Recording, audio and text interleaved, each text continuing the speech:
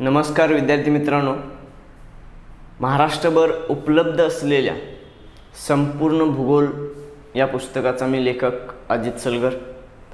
मित्रांनो, आपण राज्यसेवा या बॅचमध्ये सुरुवातीला सिलेबस बघितला आहे, कारण अभ्यासक्रम माहीत असेल तरच आपल्याला पुढे जाता येतं आणि तो अभ्यासक्रम पूर्व परीक्षेचा चांगल्या पद्धतीने आपण माहीत करून घेतलेला आहे। अभ्यासक्रम काय आहे, कोणते विषय आहेत, कोणत्या विषयाला किती प्रश्न येतात, त्यापैकी त्या विषयामध्ये किती उपघटक आहेत की ज्याच्यावरती प्रश्नसंख्या वाढलेली आहे किंवा कमी असते, या सर्व गोष्टींचा उहापोह आपण अगोदर केलेलाच आहे। मग आता 2019 या वर्षीची जी झालेली सामान्य अध्ययन पेपर 1 मधील राज्यघटना या विषयासंबंधी आपण चर्चा केलेली आहे। आज आपण भूगोल या विषयात आलेले जे प्रश्न आहेत त्या सर्व प्रश्नांची चर्चा करणार आहे। आता मागे आलेल्या प्रश्नपत्रिकांचं विश्लेषण का बघायचं, त्याचं कारण काय असेल तर पाठीमागे आलेल्या प्रश्नपत्रिकांचं विश्लेषण बघणं गरजेचं आहे, कारण आपल्याला नेमकं प्रश्न कशा पद्धतीने पडलेत आणि आपली अभ्यासाची दिशा काय असायला पाहिजे। म्हणजे अभ्यास सुरू करण्यापूर्वी सर्वात महत्त्वाची गोष्ट, एक अभ्यासक्रम चांगला माहीत असायला पाहिजे। दुसरं म्हणजे कोणत्या विषयावरती किती गुणांचे प्रश्न आलेले आहेत ते बघितलं पाहिजे। आणि तिसरं म्हणजे जे प्रश्न आलेले आहेत ते कोणत्या प्रकारे आलेत, 1 बीट, मल्टी बीट, किंवा त्याच्यामध्ये फिरवाफिरवी काय झालेली आहे का, फसवणूक करण्याचा प्रयत्न आयोगाने कसं केलेला आहे, आयोगाने विद्यार्थ्यांना कसं चकवलं गेलेलं आहे, हे जे आहेत ते सगळे मुद्दे किंवा त्यामध्ये असणाऱ्या ट्रिक्स हे आपल्याला बघणं गरजेचं आहे। आता हे जे प्रश्न आलेले आहेत भूगोलचे, यामध्ये बरेचसे शॉर्टकट आपल्या पुस्तकामध्ये आहेत की ज्यावरती प्रश्न आलेले आहेत। ठीक आहे, बघूया। भूगोल या विषयाचा पहिला प्रश्न आहे, सूर्यकुल उत्पत्ती आणि संशोधक। जोड्या जुळवा म्हटले, जोड्या जुळवा।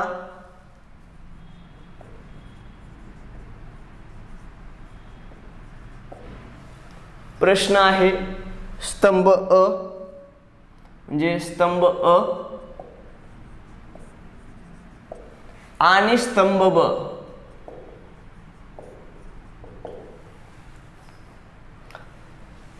एक दिलाय तेजोमेघ परिकल्पना।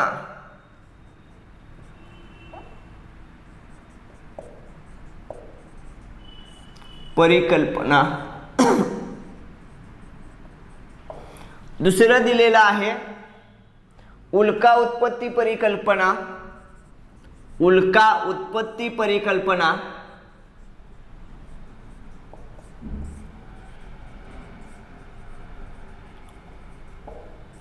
तिसरा दिलाय ग्रहकण परिकल्पना। परिकल्पना आणि चौथं दिलंय या गटामधलं भरती परिकल्पना।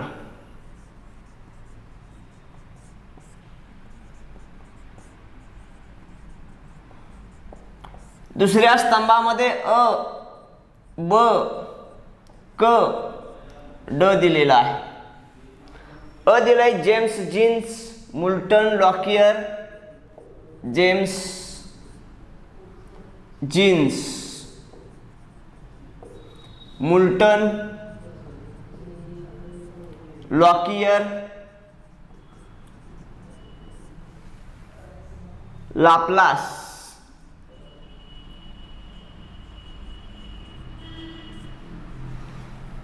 बघा, तेजोमेघ परिकल्पना कोणी मांडलेली आहे, त्या संकल्पना आपण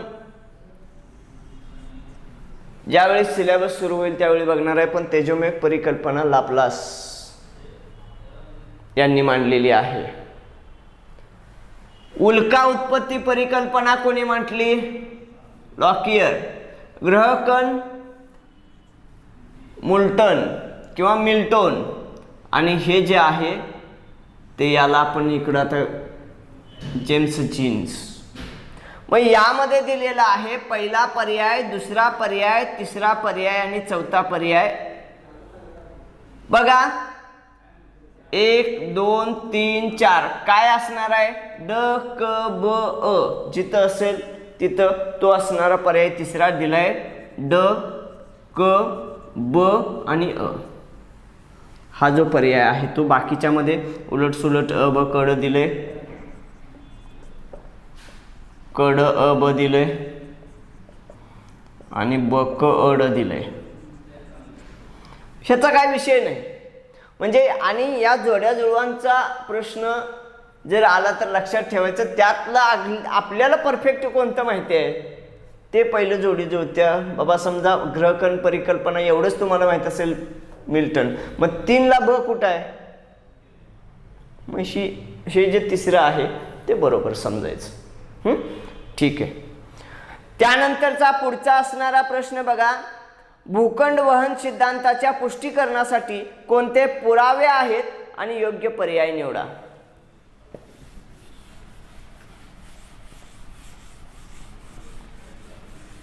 आता आपल्याला तुम्ही 2011-12 पासूनच्या सर्व प्रश्नपत्रिका बघायच्याच आहेत, पण तुम्हाला एक ठोकताळा माहीत असावा म्हणून आपली 2019ची एक प्रश्नपत्रिका घेत आहे. पुढचा असणारा प्रश्न आहे, भूखंड वहन सिद्धांताच्या पुष्टीकरणासाठी कोणते पुरावे आहेत, योग्य पर्याय निवडा. अ दिलंय जिग्शॉ फिट, ब दिलंय भ्रंशमूलक प्रवाह, क दिलेला आहे विविध क्षेत्रातील जीवाश्म आणि ड दिले प्रावरणामधील अभिसरण. भूखंड वहन सिद्धांताचे पुष्टीकरणासाठी जे पुरावे दिलेले आहेत अ आणि क म्हणजे जिग्शॉ फिट आणि विविध क्षेत्रातील जीवाश्म, हे जे आहेत ते पुरावे दिलेले आहेत. ते कसे काय आपण लेक्चरमध्ये बघणार आहोत. म्हणजे यामधला भ्रंशमूलक प्रवाह आणि प्रावरणामधील अभिसरण याचा काहीही संबंध नाही. म्हणजे भूखंड वहन सिद्धांत वेगनरनी मांडला, अल्फ्रेड वेगनर, आणि त्यांनी हे पुरावे दिलेले आहेत. त्यानंतरचा पुढचा प्रश्न बघा, खालील विधानांचे परीक्षण करा, योग्य पर्याय निवडा. विधान अ दिलंय आणि विधान ब दिलंय. विधान अ काय आहे? पृथ्वीचा अंतर्गाभा निकेल व लोह यांच्यापासून बनलेला आहे. पृथ्वीचा अंतर्गाभा निकेल व लोह यांच्यापासून बनलेला आहे. हे विधान बरोबर आहे का? बघा, पृथ्वीचं हे केंद्र गृहीत धरू आणि केंद्रापर्यंतचा हा भाग असा. पृथ्वीचं कवच, भूकवच, प्रावरण आणि गाभा, केंद्रापर्यंतचा भाग, हे 30 किलोमीटर आहे कवच. भूकवचापासून म्हणजे भूपृष्ठापासून 30 किलोमीटर अंतरापर्यंत भूकवच आहे. हे समुद्र सपाटीच्या लेवलला आणि समुद्राच्या खाली बघितलं तर 7-8 किलोमीटर पर्यंत समुद्र तळापासून खाली, कारण तो तेवढा खोलपण आहे जिथं आहे तिथं. त्यानंतर प्रावरण आहे 2900 किलोमीटर आणि गाभा इथून खाली 3471 किलोमीटर, सगळं किलोमीटर मध्ये. कवचामध्ये सर्वसाधारण सिलिका आणि ॲल्युमिनियम, सियाल आणि सिलिका आणि मॅग्नेशियम आहेत. आणि इकडे जर बघितलं तर खालच्यामध्ये निकेल आणि लोह, फेरस यांचं संमिश्र जे आहे हे जे आढळतात ते गाभ्यामध्ये आढळतात. आता जाता जाता त्यांची उंची वगैरे किती अंतरापर्यंत आहे ते सांगून झालं. पृथ्वीच्या केंद्राकडे जसं जाल तसं पृथ्वीचं तापमान वाढत जातं. त्याचं एक उत्तम उदाहरण तुम्हाला जर सांगायचं असेल तर थंडीचे दिवस आता चालूच आहेत. थंडीच्या दिवसामध्ये काय अवस्था असते बघा, रात्रीच्या वेळेत कुत्री जे कुत्रं असतं, कुत्रं पाळलेलं नसेल, स्वतःचं पाळलेलं असेल तर त्याच्यासाठी निवारा केलेला असतो, तो गोट्यामध्ये वगैरे घराच्या पटांगणामध्ये कुठंतरी भिंतीकडेला बसून जातं. पण जी अशीच फिरणारी कुत्रे आहेत त्यांना कोणी थांबू देत नाही. मात्र थंडीच्या दिवसात आपल्याला जर्किन वगैरे आपण वापरतो, ब्लँकेट वापरतो, मात्र कुत्र्यांना कोण देणार? त्यांना निसर्गाचा नियम माहिती आहे. कुत्री बघा रानामध्ये किंवा जिथं मऊ असेल त्या ठिकाणी उकरतात जमीन आणि त्या उकरून जमिनीमध्ये त्याच्यामध्ये बसतात. त्याचं कारण असं आहे की जसं भूकवचापासून खाली जाईल तशी उष्णता येते, उष्णता मिळते. म्हणजे भूकवचापासून केंद्रापर्यंत पृथ्वीच्या जात असताना उष्णता वाढत वाढत जाते. मग किती उष्णता वाढते? प्रत्येक 32 मीटरला 1 अंश सेल्सिअस तापमान वाढत जातं. आपण टॉपिकच्या वेळी बघू, ठीक आहे. म्हणजे इथं पृथ्वीचा अंतर्गाभा जो आहे निकेल आणि लोह पासून बनलेला असतो, बरोबर आहे, ठीक आहे. विधान ब बघा, पृथ्वीचे कवच हे सिलिका, अल्युमिनियम आणि मॅग्नेशियम पासून बनलेले असते. सिलिका आणि अल्युमिनियम सियाल भूकवचामध्ये असतंच वरच्या बाजूला, आणि भूकवचामध्ये खालच्या थरामध्ये सिलिका आणि मॅग्नेशियम आढळतं. हेही मी मगाशी सांगितलेलं आहे. म्हणजे दोन्ही विधानं बरोबर आहेत. आता यामध्ये पर्यायामध्ये एक दिलाय, विधान अ आणि ब दोन्ही बरोबर आहेत. पर्याय 1 बरोबर आहे. दुसरं दिलंय अ बरोबर ब चूक, तिसरं दिलंय अ चूक ब बरोबर, आणि चौथं दिलंय दोन्ही चूक. तर मित्रांनो ही दोन्हीच्या दोन्ही विधानं बरोबर आहेत. त्यानंतरचा प्रश्न बघा, खालील विधानांची सत्यता तपासा आणि खालीलपैकी कोणते विधान बरोबर आहे ते ओळखा. विधान अ, दख्खनचे पठार हे बेसॉल्ट खडकापासून बनलेले आहे. हे काय सांगायला लागतंय का हो? सगळीकडे अगदी पोलीस भरतीला सुद्धा हा प्रश्न आहे. मात्र राज्यसेवेला पण सरळ मार्गी विचारलं. दख्खनचं पठार हे बेसॉल्ट खडकापासून बनलेलं आहे आणि दख्खन पठाराचे 3 भाग आहेत हेही सांगतो. महाराष्ट्र पठार, कर्नाटक पठार आणि तेलंगणा पठार, हे 3 पठार दख्खनच्या पठाराचे म्हणजे दक्षिणेकडल्या पठाराचे भूभाग आहेत. म्हणजे विधान अ बरोबर आहे, बेसॉल्ट खडकापासून बनलं हे बरोबर आहे. विधान ब काय म्हणताय बघूया. दख्खनच्या पठारावरील बेसॉल्ट खडकाची निर्मिती ज्वालामुखीच्या उद्रेकातून झालेल्या लावा रसाच्या संचयनाने झालेली आहे, बरोबर आहे. 7 कोटी वर्षापूर्वी म्हणजे 70 दशलक्ष वर्षापूर्वी आपल्या महाराष्ट्रामध्ये भ्रंशमूलक उद्रेक झाला आणि त्या दख्खनच्या पठारावरती भ्रंशमूलक उद्रेक झाला आणि त्याचाच अर्थ भेगा पडल्या आणि त्या भेगांच्या मधून लावा रस वरती आला, तो थंड झाला. काही काळानं परत भेगा पडल्या, परत लावा रस वरती आला, थंड झाला. असं 7 कोटी वर्षापूर्वी जवळपास 29 वेळा घडलेला आहे.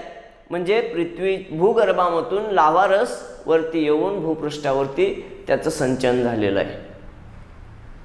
म्हणून दख्खनचं पठारावरती जे बेसॉल्ट खडक आहे तो ज्वालामुखीच्या उद्रेकातून लावा रसाच्या संचयनाने निर्माण झाला, हे बरोबर आहे. हा 69चं उत्तर दोन्ही विधानं बरोबर. हा ठीक आहे. त्यानंतरचा प्रश्न बघा, काय सांगितलंय हो? जोड्या जुळवायच्या तिथंही बहिर्निर्मित अग्निजन्य खडक, अंतर्निर्मित अग्निजन्य खडक, जलजन्य खडक, रूपांतरित खडक हा एक गट दिलाय. दुसरा गट काय सांगितलाय?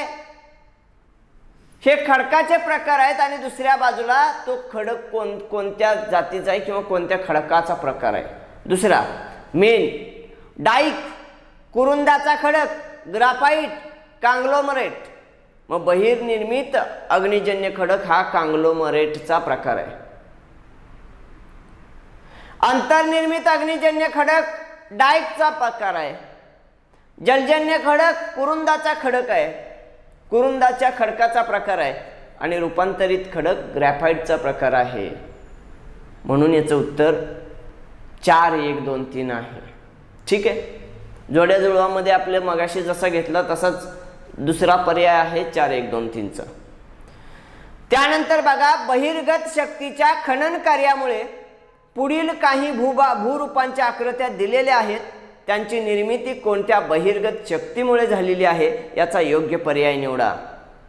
हो, मग आता कोणकोणत्या शक्तीमुळे बघा, यू आकाराची दरी, घळई, बारखण, कमान.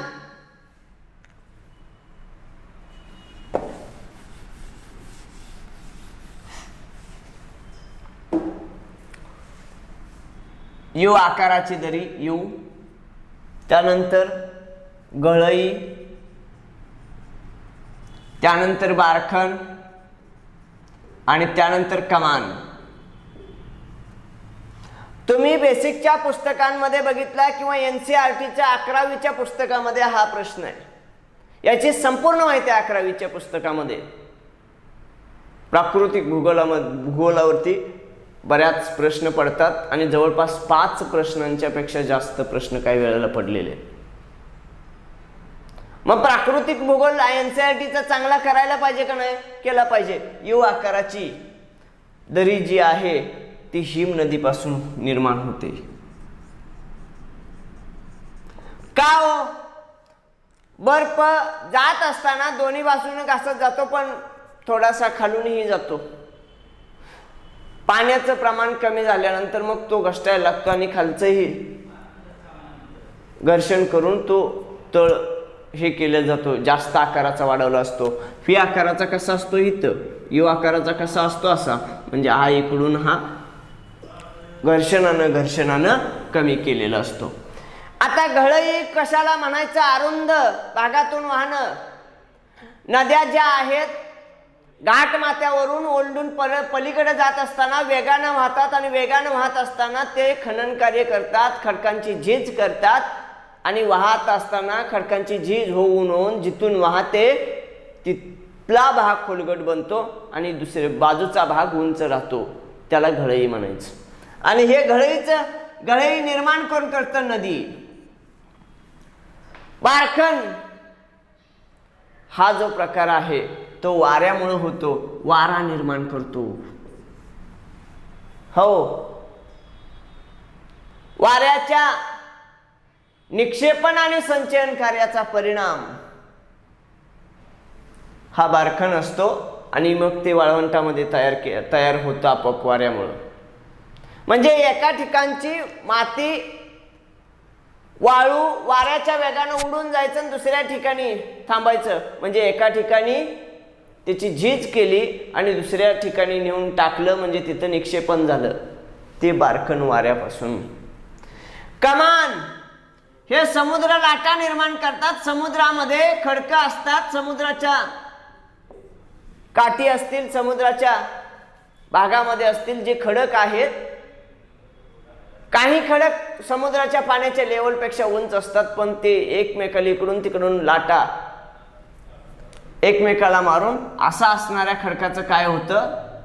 हा खडक असला तर यामधला परत इकडून लाटा तिकडून पाणी आणि याची झीज होऊन हा भाग रिकामा होतो, मोकळाच. त्याला कमानीसारखा दिसतो. म्हणजे हा आहे असा भरीव असतो आणि मधनच तो कमी झालेला असतो, कट झालेला असतो, त्याला कमान. कारण समुद्राच्या लाटाने त्याला धक्का मारून मारून मारून त्याची झीज करते आणि इथून तिकडं रिकाम होतं, त्याला म्हणायचं कमान. मग याचं उत्तर काय? हे मग पर्यायामध्ये दुसराच पर्याय दिला, हिम नदी, नदी, वारा आणि समुद्र लाटा. ठीक आहे. त्यानंतरचा प्रश्न बघा, विधान अ आणि ब यांचे परीक्षण करा व योग्य पर्याय निवडा. काय बरोबर आहे, काय चुकीचं आहे, स्पष्टीकरण आहे का नाही हे बघायला पाहिजे आपल्याला. विधान अ, सौर शक्तीपासून येणाऱ्या उष्णतेपैकी 35% उष्णतेचा पृथ्वीचा पृष्ठभाग आणि वातावरण तापण्यास उपयोग होत नाही. तिला पृथ्वीची भूधवलता असे म्हणतात. होय, ही उष्णता काय होते हो? परावर्तित होते आणि पृथ्वीला त्याचा उपयोग होत नाही, पाठीमागे जाते. ती जी उष्णता असते ती 35% उष्णता अशीच निघून जाते. त्यामुळं भूधवलता, परावर्तन भूधवलता सेम, म्हणजे विधान अ बरोबर आहे. आणि ब चं काय, हवेचे अणू, लहान धुलीकण, ढग, पृथ्वीचा पृष्ठभाग यांच्यापासून विकिरण व परावर्तन क्रियेमुळे उष्णता लघुलहरीद्वारे अवकाशात पाठवली जाते, हेही बरोबर आहे. म्हणजे जेवढी उष्णता येते त्यातनं 35% उष्णता ही परावर्तित केली जाते. म्हणजे 100% उष्णतेपैकी 35% परावर्तित केली जाते, 14% शोषली जाते, असा त्याचा भाग आहे. आणि 51% तशीच वातावरणात हे राहते, पण प्रत्यक्षात 14% शोषली जाते पृथ्वीकडून. ठीक आहे, म्हणून हेही विधान बरोबर आहे. मग आता हे कसं, तर पहिला पर्याय दिला, विधान अ आणि ब दोन्ही सत्य आहेत असून ब हे अ चे योग्य स्पष्टीकरण आहे, म्हणजे बरोबर आहे. 35% उष्णता परावर्तित होते, म्हणजे पृथ्वीची भूधवलता म्हणतात. ती कशामुळे परावर्तित होते त्याची कारणं स्पष्टीकरण, हवेचं अणु, धुलीकण यामुळं परावर्तित होते, हे कारण दिले किंवा स्पष्टीकरण दिलेलं आहे. म्हणजे ब हे अ चे स्पष्टीकरण योग्य आहे. त्यानंतर विधान बघा, एका बाजूला स्थानिक वाऱ्याचं नाव दिलंय आणि दुसऱ्या बाजूला ज्या ठिकाणी ते स्थानिक वारे आढळतं ते ठिकाण दिले. मग यांच्या जोड्या जुळवायच्यात, बघूया. स्थानिक वारे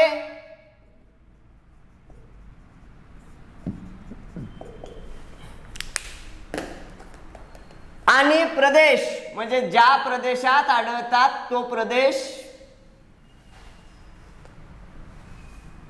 अ, ब, क आणि ड.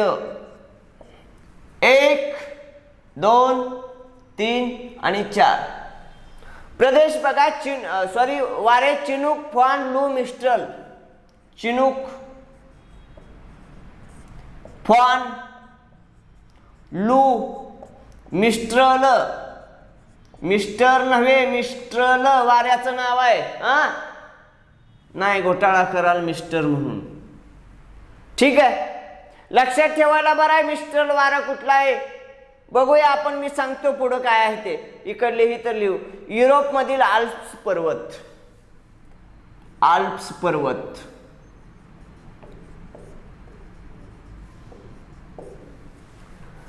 त्यानंतर दक्षिण युरोप व भूमध्य समुद्र. दक्षिण युरोप, भूमध्य समुद्र.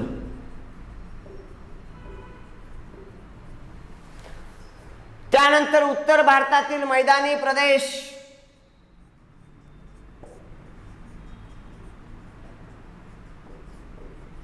मैदानी प्रदेश.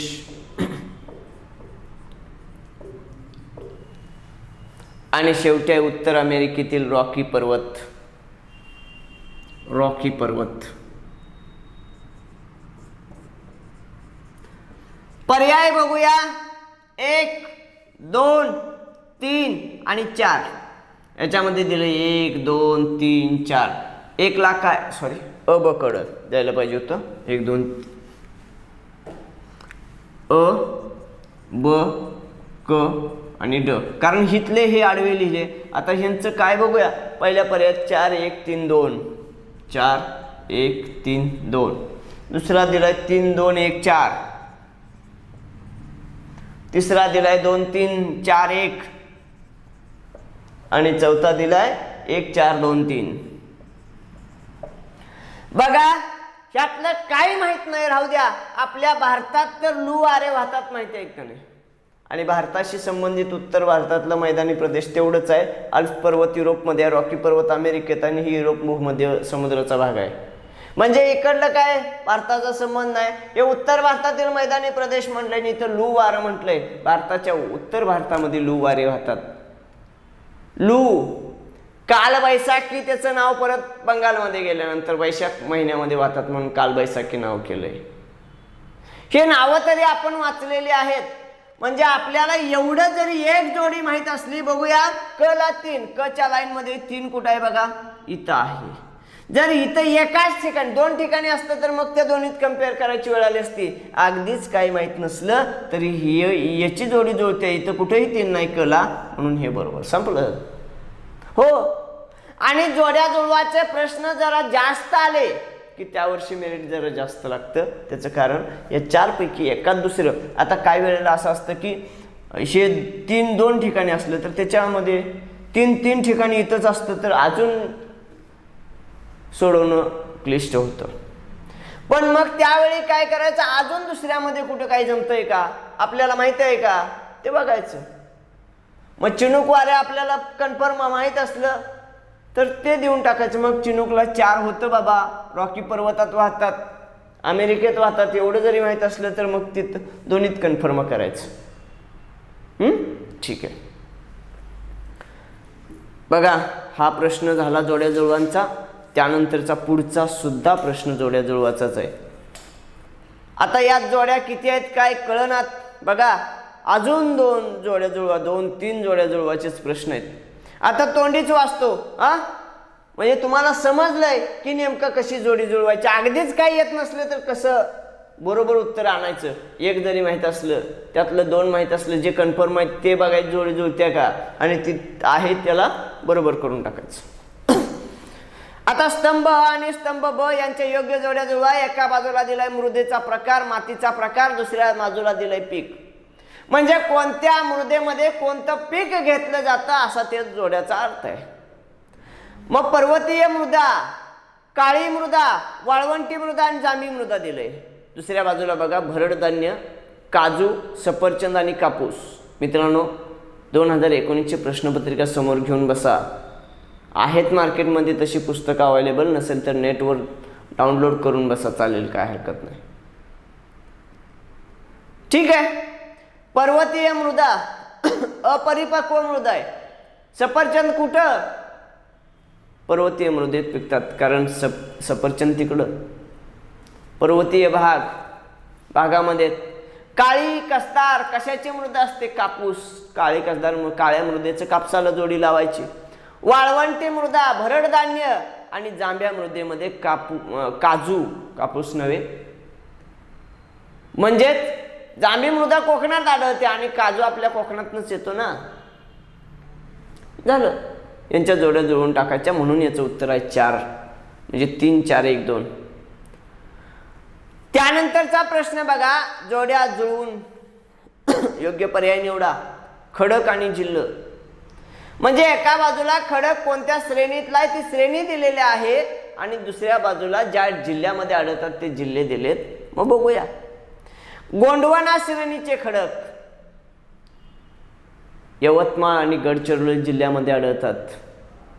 धारवाड श्रेणीचे खडक भंडारा गोंदिया जिल्ह्यामध्ये आढळतात. आर्कियन श्रेणीचे खडक सावंतवाडी वेंगुर्लामध्ये आढळतात आणि विंध्य श्रेणीचे खडक चंद्रपूर जिल्ह्यामध्ये आढळतात. याच्यावरती प्रश्न बऱ्याच वेळा. आता ही 4 माहिती आहेत, पण त्याच्यामधला गोंडवाना श्रेणीचे खडक कोणत्या जिल्ह्यात आढळतात म्हटलं की आपल्याला उत्तर द्यायला लागतंय. ऑप्शनमध्ये यवतमाळ गडचिरोली असेल ते द्यावं लागेल. ठीक आहे. त्यानंतरचा प्रश्न बघा, नदी काठावरील शहरे व नदी यांच्या योग्य जोड्या जुळवा. पर्याय निवडा. म्हणजे एका बाजूला आपल्याला नदी माहित पाहिजे, नदी कुठून वाहते हे पाठ नाही करायचं.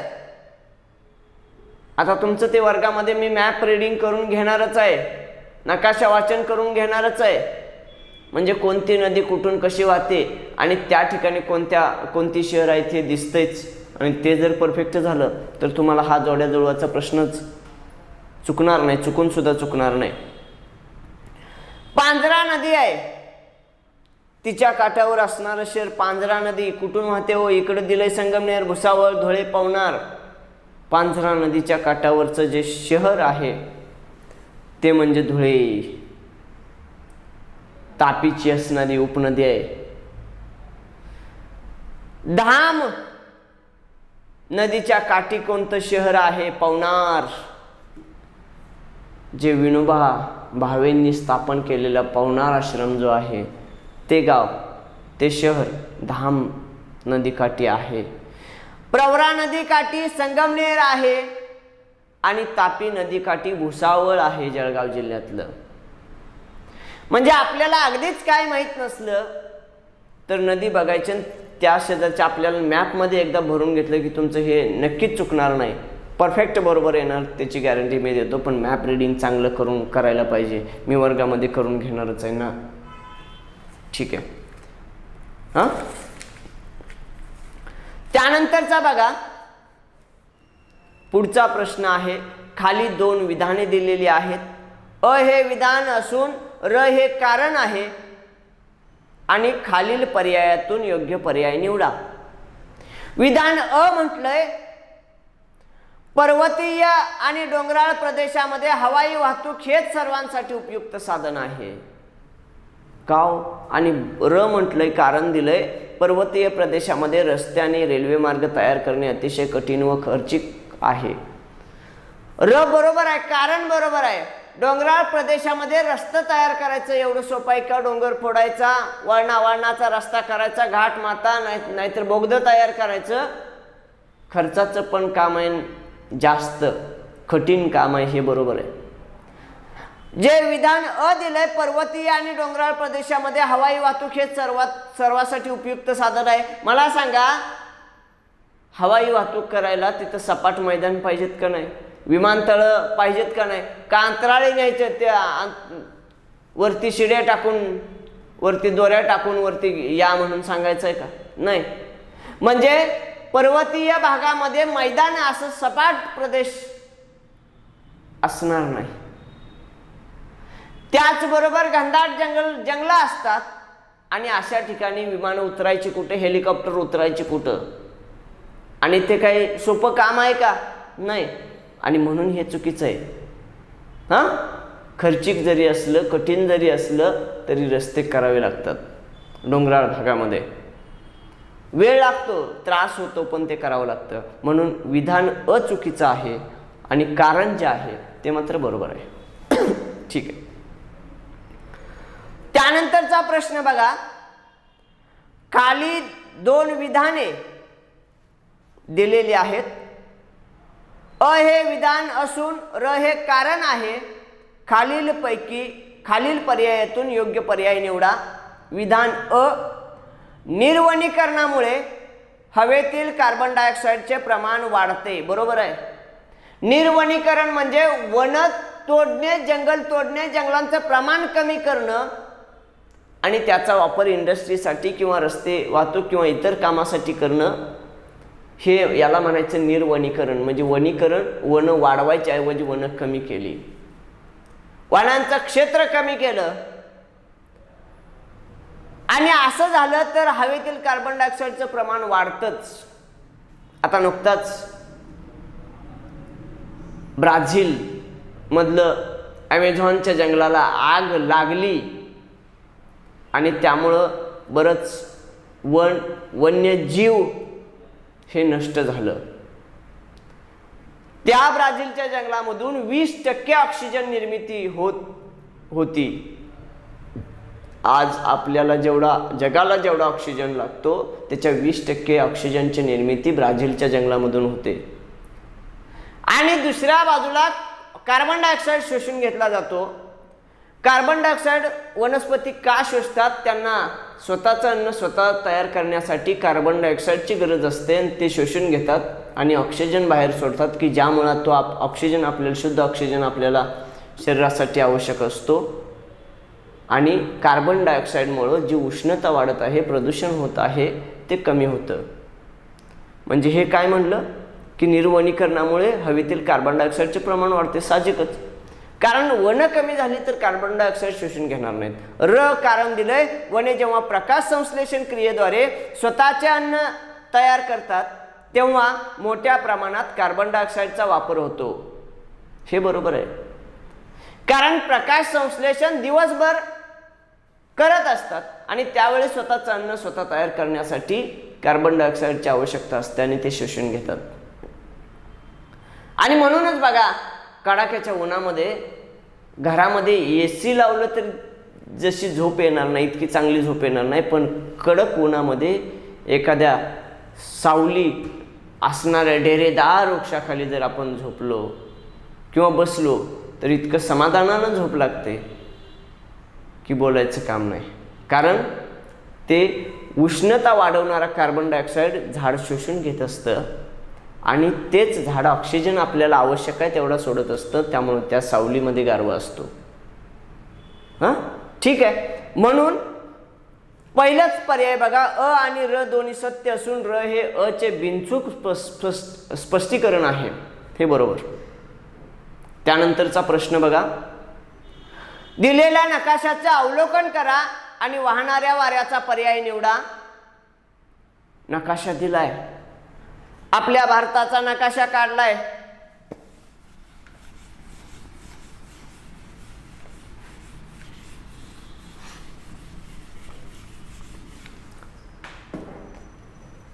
हा असणारा भारताचा नकाशा.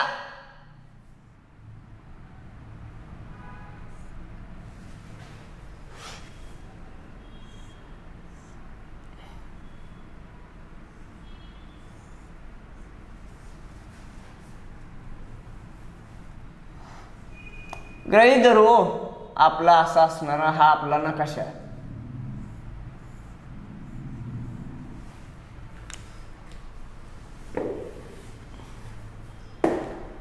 हा असणारा आपला भारताचा नकाशा.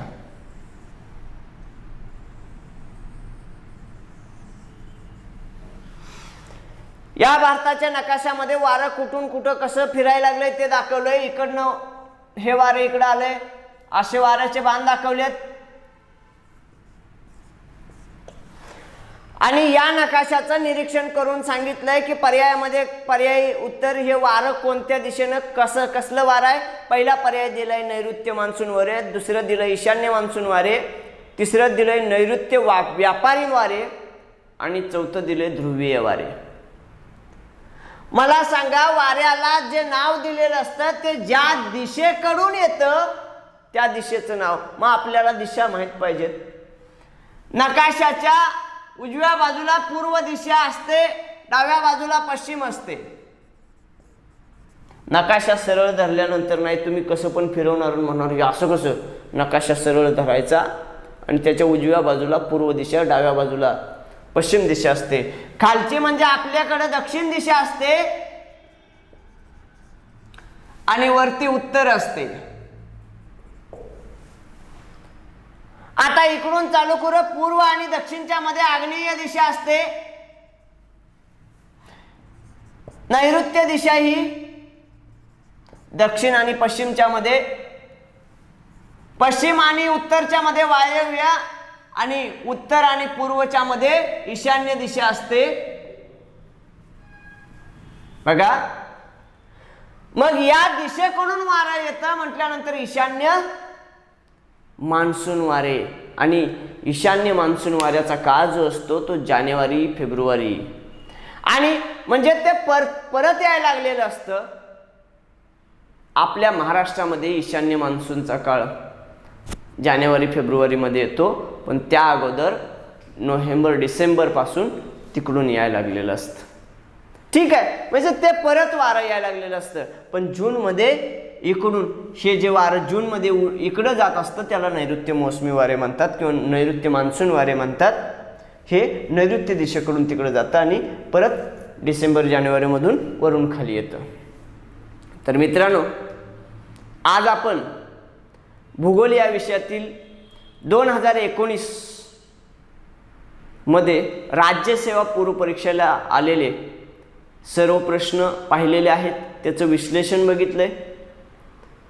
असंच आपण या संपूर्ण प्रश्नपत्रिकेचे विश्लेषण करणार आहोत. प्रत्येक लेक्चरमध्ये एका एका विषयाचं विश्लेषण घेणार आहोत.